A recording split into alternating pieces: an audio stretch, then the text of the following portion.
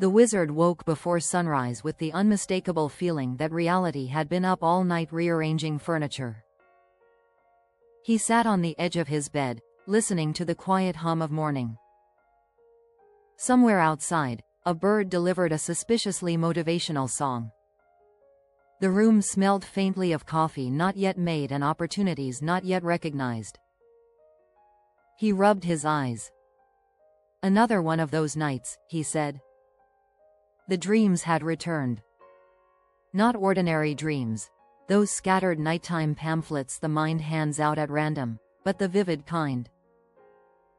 The kind that arrive wearing symbols, speaking in riddles, and refusing to explain themselves until breakfast. He reached for his notebook labeled, Field Notes from the Edge of Maybe, and began to write. The first dream. The street that became a river in the dream. The wizard stood in a shining city unlike any he had visited in waking life. The buildings were tall but graceful. The air carried music with no visible source. The streets were clean enough to make a philosopher suspicious. He walked down what appeared to be an ordinary boulevard paved in stone. Then the pavement softened. The street became water. Not a flood. Not chaos. A gentle, clear current flowing exactly where the road had been.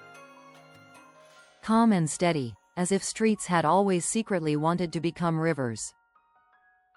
Then, without warning, the current filled with $20 bills. Hundreds of them. Thousands. They rushed downstream in playful waves, spinning, tumbling, flashing green in the sunlight like leaves of practical magic.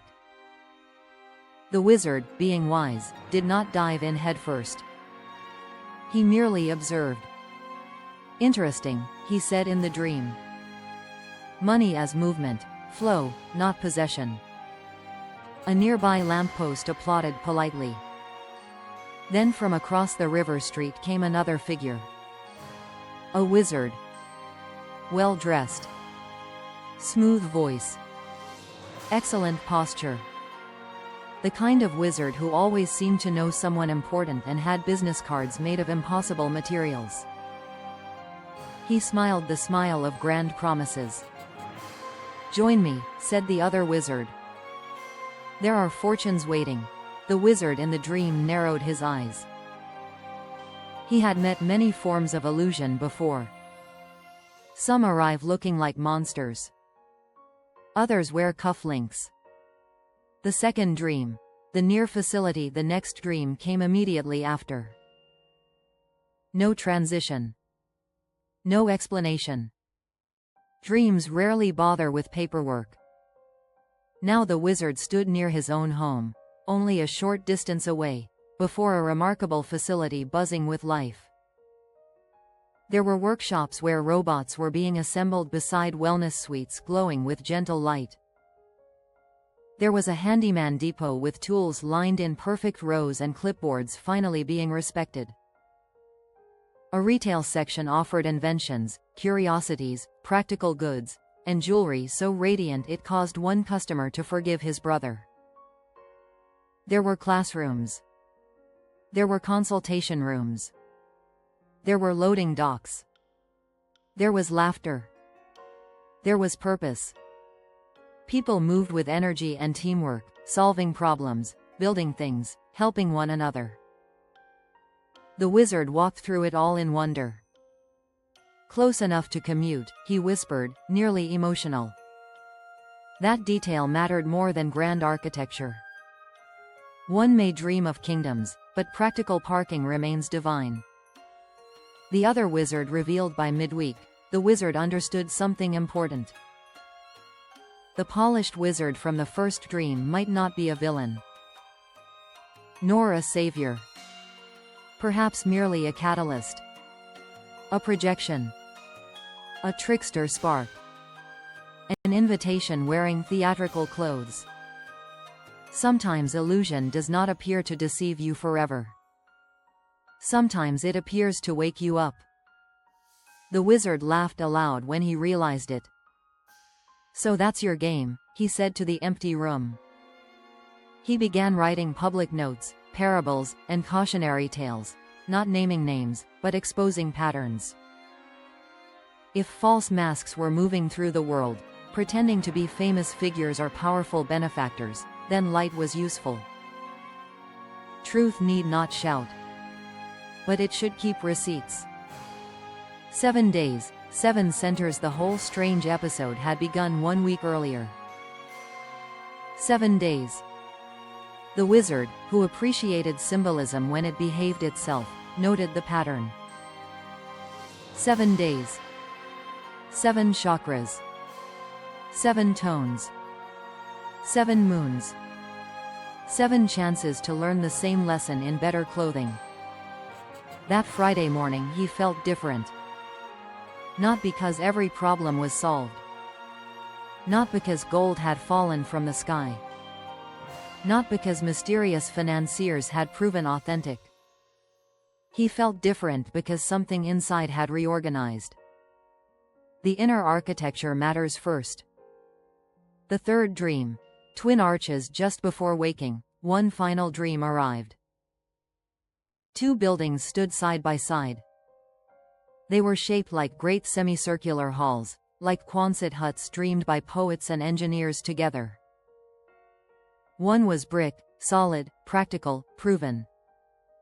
The other gleamed with a stranger elegance, part workshop, part bazaar, part possibility.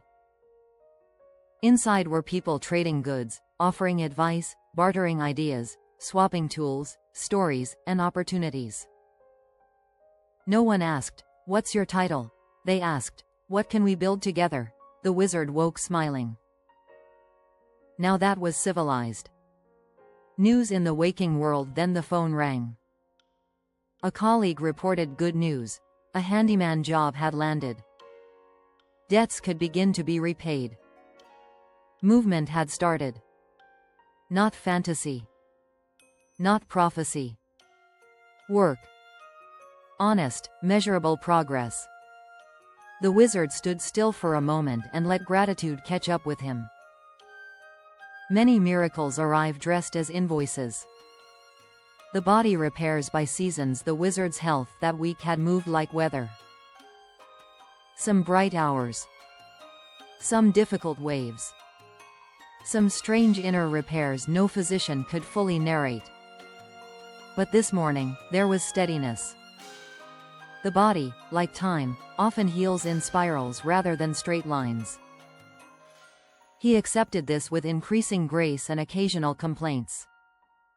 The consulting mirror. As the sun rose fully, he considered the consulting path. What is a consultant, really? Not someone who knows everything. That person is unbearable. A true consultant sees patterns, connects dots, asks better questions, and helps others avoid expensive confusion. The wizard had lived enough roads, solved enough problems, failed enough creatively, and learned enough improbable lessons to be useful across industries.